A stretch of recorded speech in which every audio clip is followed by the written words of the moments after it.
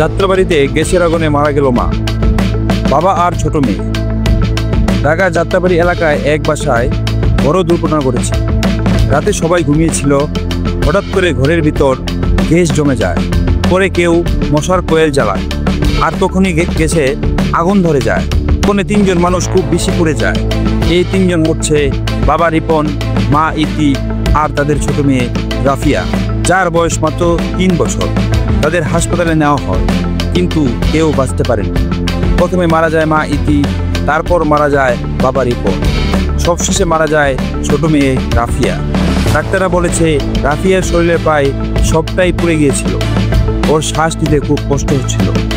এখন এই পরিবারের আর কেউ বেঁচে নেই, সবাই মারা গেছে।